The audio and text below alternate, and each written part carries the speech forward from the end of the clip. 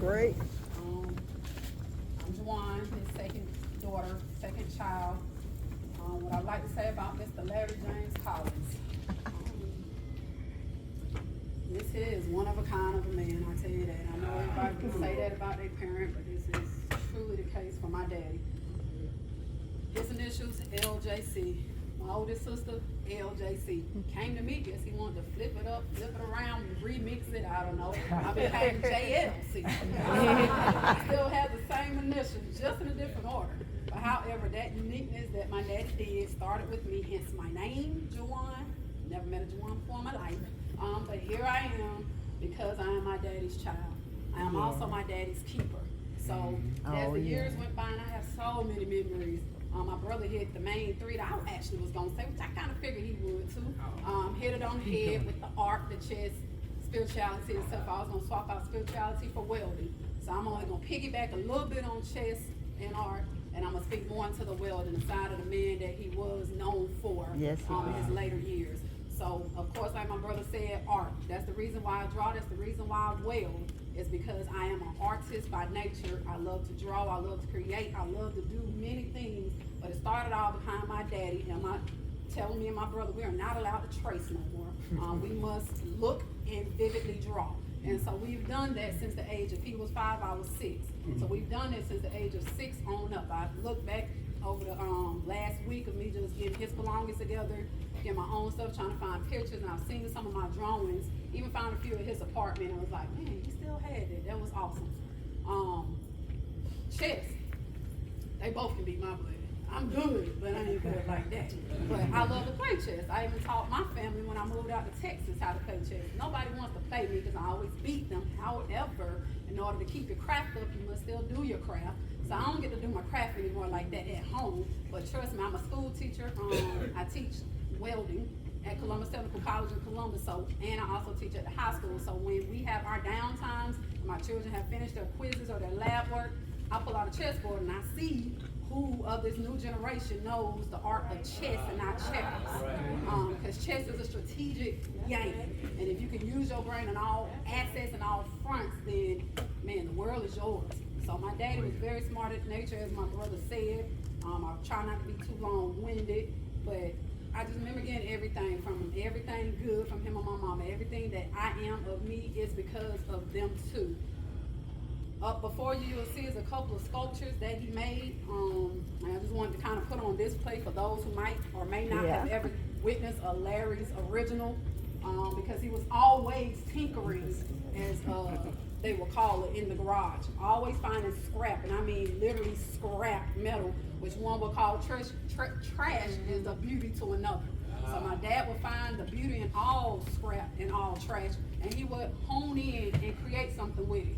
So he made this motorcycle for me, maybe, I want to say it's probably 7 years ago. So I'm going to say it was in 2018. That's about the same time he was starting to teach me how to weld. And so I just wanted to show that just because that is a true testament of his artistic ways. Everything he instilled in people. My daddy never met a stranger. It doesn't matter who you were. I was going through his phone trying to find pictures, and it was an AT&T lady. She might have been 20, I don't know. And they're taking a picture together. I'm like, who did he get to take this picture? Why is he taking a picture with a random AT&T lady? However, if you met my daddy ever, and I'm pretty sure everyone in this room has, you know, like my mama Yo said, he can sell water to Eskimo, ice to Eskimo. He is that guy. He is the one that will make you feel at home. He will make you feel warm. He will give you warm stories. He will give you wisdom. He always like to say it's more than one way to skin a cat. Meaning, I don't know if you have troubles and you have anything going on in your life and you need another way to look at it, it's always a way, more than one way to skin that cat. Think outside the box. Bring it back to his forefront and then make it happen. This is also another sculpture he did for my middle son. He used to always call him something about the Watuchi tribe. I don't know what that meant, but every time he saw my middle son, that's what he always told him. So he said he made him something for his tribe. It's abstract art, and so it has a C for Colin is my son's name. And he always liked balancing things like nature. He always loved the yin and the yang, the good and the bad, balancing out what is of life. And so he will always make sculptures that had some type of tilt to it, some type of, is that gonna stand up? But it does. And so I just wanted to share a couple of them. I have plenty. I have so many great memories, so many sculptures of my daddy. Here you see him over there in the first picture. We took y'all's right, my left, of him grinding. He wasn't scared of any tool. He taught me how to build a porch and remove the wood and put metal railings in place right down here in Macon. Everywhere I look and I see a set of handrails, I assume my daddy did it. Because he's always making handrails, and he loved to give back to his community. He loved to help the elderly. He loved to help those in need. Anybody that needed anything, he would give you the shirt off his back, lint in his pocket if it would help you. And so these last 2 years I have been taking care of him has been really hard. It's been easy for me to take care of him. I'm saying the hard part is knowing that I no longer have that to do. And he kind of became one of my everyday things to do. When I'm going shopping for my family or going cooking for my family, oh, daddy could use this, or daddy need this, or let me bring daddy some food, or daddy need a new pair of shoes or socks, or whatever. It became part of my regular reality. And so to not have him today is very hard. He's in my heart for sure. As he's touched all of y'all, he's touched all of us.